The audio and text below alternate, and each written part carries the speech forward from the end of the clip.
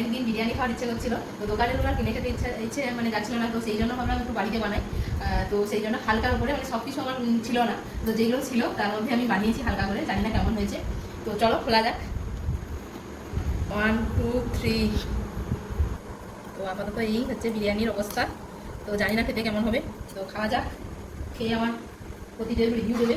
গোল্লা বিরিয়ানি একদম হালকা লাইটের উপরে করেছি, মানে আজকে কিছুই মশলা তেমন দেওয়া হয়নি, মানে মশলা ছিলও না তেমন, তো হালকার উপরে করেছি। লেগ পিসটা কার, আমার না তোমার? ও লেগ পিসটা আমার, যে এটা এখানে থাকে। আলু, বিরিয়ানির আলুটাই মানে আমাদের সবচেয়ে বেশি প্রিয়, সবারই আশা করি, আমাদের শুধু না।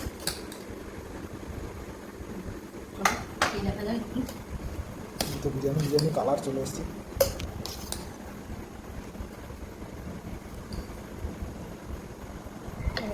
আর এটা স্যালাড করে রেখেছি,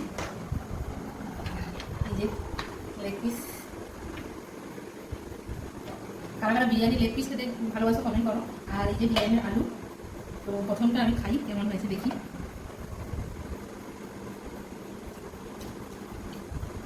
একদম লাইট হালকা, লবণ টবণ ঠিক আছে?